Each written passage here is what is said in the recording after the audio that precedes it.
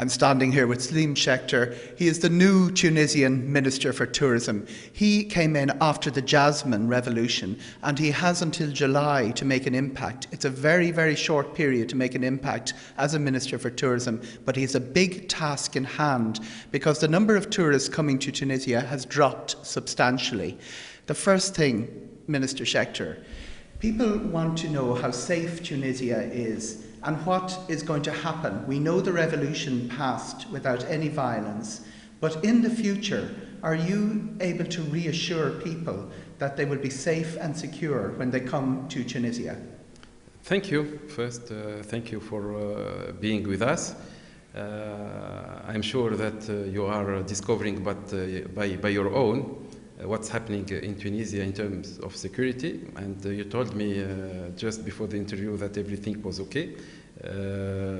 For the future, what's different between Tunisia before the revolution and Tunisia after the revolution?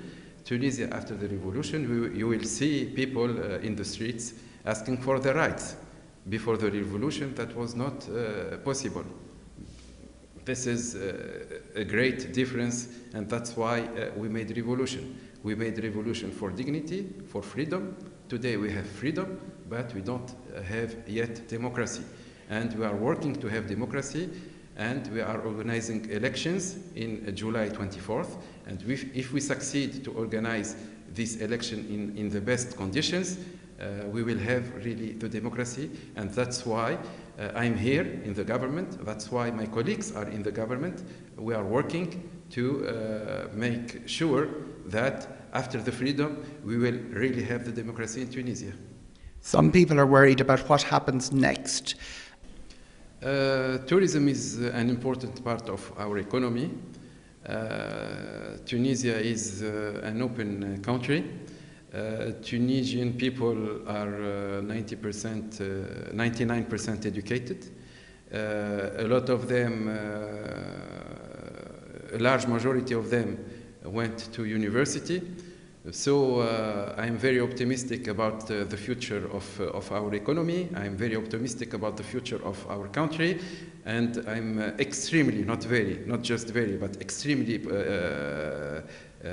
confident about the future of our tourism. And more than that, I think that in the next coming 3 years, we will have a huge amount of investment in tourism. Because before the revolution, investors didn't like to invest in tourism because the uncertainty related to the possibility of not being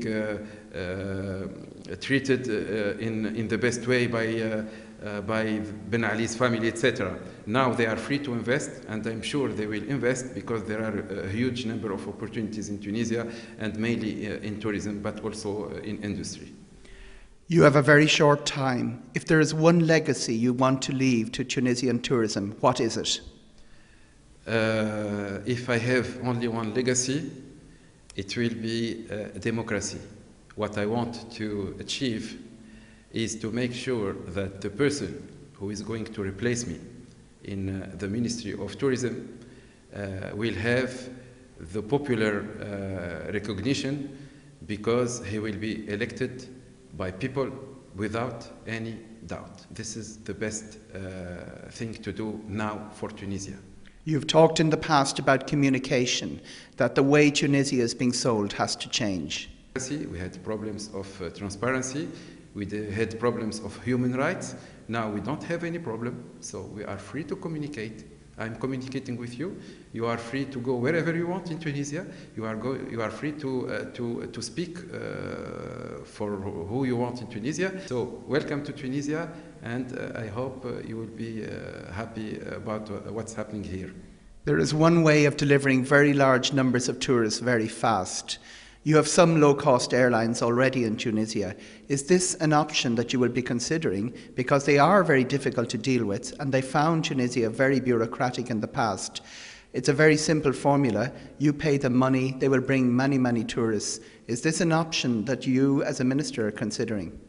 The low-cost companies No cost airlines. Will be able to work in Tunisia, because my colleague, the Minister of Transport, has already start or will start very soon negotiations with the European Union, and the objective is to reach very quickly an agreement